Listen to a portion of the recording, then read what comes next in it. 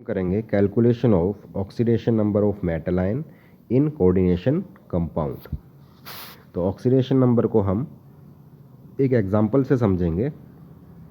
यहाँ पर हमने कॉपर का कोऑर्डिनेशन कंपाउंड ले रखा है, ठीक है।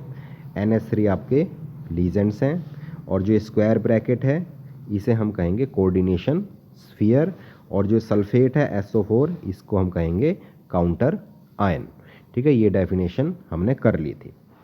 तो हमने क्या करना है, कॉपर के ऊपर ऑक्सीडेशन नंबर कैलकुलेट करना है, ठीक है। तो सबसे पहले हमें ये पता होना चाहिए कि जो हमारा कोऑर्डिनेशन स्फीयर है इस पर कितना चार्ज है।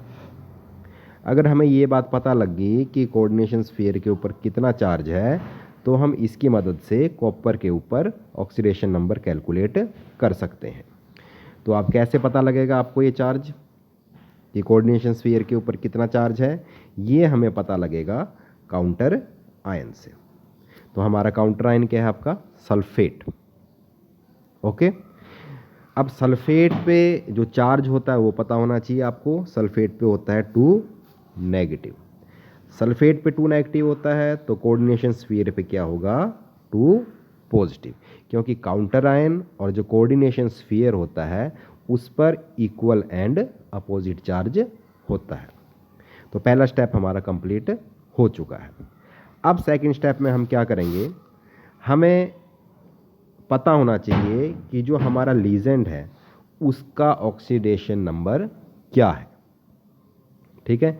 एक सीरीज दी हुई है बुक्स में, न्यूट्रल की, negatively charged and positively charged legends की, ठीक है। वहाँ से हमको ये बात पता लग जाएगी। अब हमें कैलकुलेट करना है कॉपर का ऑक्सीडेशन नंबर। तो हम कॉपर का ऑक्सीडेशन नंबर कितना मान लेंगे, X।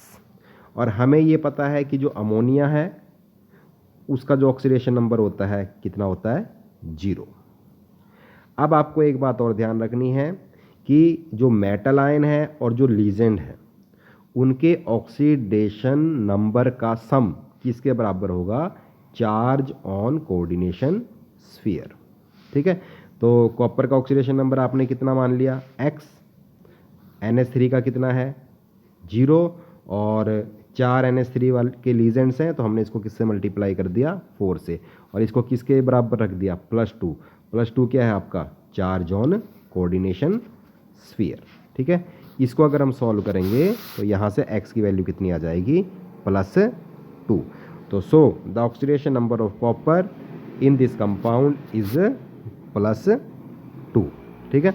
एक दो एग्जाम्पल और करते हैं अभी हम। ये बहुत इंपॉर्टेंट क्वेश्चन है और ये आपके एग्जाम में पूछा जाएगा। एक एग्जाम्पल और है मेरे पास आयरन का, ठीक है। तो इसमें क्या है आपका, देखिए ये काउंटर आयन है, ये यहाँ पर पोटेशियम है।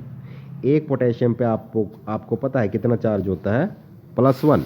तो 3 पोटेशियम है तो टोटल पॉजिटिव चार्ज कितना हो गया, +3। तो काउंटर आयन पे अगर +3 है तो अभी मैंने आपको बताया था जो कोऑर्डिनेशन स्फीयर है उस पर क्या होगा, इक्वल एंड अपोजिट। तो कितना हो गया उस पर, -3। अब आपको ऑक्सीडेशन नंबर निकालनी है, किसका निकालना है, Fe का, ठीक है। Fe का मान लिया हमने ऑक्सीडेशन नंबर कितना, X। अब यहाँ पर जो लीजेंड है C2O4 ये है ऑक्सलेट आयन, ठीक है। जैसे अमोनिया पे 0 चार्ज होता है वैसे ही ऑक्सलेट पे कितना चार्ज होता है, -2। अब इन दोनों के सम को रख दीजिए इक्वल किसके, चार्ज ऑन कोऑर्डिनेशन स्फीयर। तो X +3 इंटू -2 तो चार्ज हो गया ऑन ऑक्सलेट आयन, और आप देखिए C2O3 ऑक्सलेट आयन है कितने, 3 है। तो यहाँ पर हमने उसको किससे मल्टीप्लाई कर दिया, 3 से, इज इक्वल टू -3। -3 क्या आपका, चार्ज ऑन कोऑर्डिनेशन स्फीयर। तो इसे आप अगर सॉल्व करोगे तो यहाँ से X की वैल्यू कितनी आ जाएगी, +3। तो charge on iron in this compound is +3। तो इस तरह से आप इनको सॉल्व कर सकते हैं। एक एग्जांपल और ले लेते हैं, बहुत ही इंपॉर्टेंट एग्जांपल है। तो आपने निकल की ऑक्सीडेशन स्टेट कैलकुलेट करनी है निकल टेट्रा कार्बोनिल में, ठीक है। Cu आपके कार्बन मोनोऑक्साइड है जिन्हें हम कार्बोनिल बोलते हैं, और 4 लीजेंड्स हैं ये। तो उसी तरह से यहाँ पर देखिए कोई भी चार्ज नहीं है, ठीक है। अगर कोई भी चार्ज नहीं है तो आपने वहाँ पर चार्ज कितना लेना है, 0, ठीक है।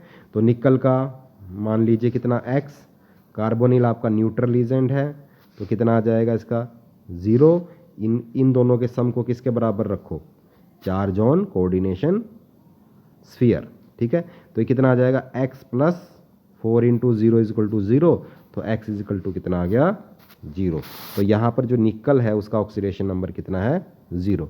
तो ये क्वेश्चन भी कभी कभी एक नंबर का आ जाता है कि एक ऐसा कंपाउंड लिखो जिसमें आपका जो मेटल आयन है उसकी ऑक्सीडेशन स्टेट कितनी हो, 0 हो। तो वहाँ पर आप इस एग्जाम्पल का उदाहरण दे सकते हैं।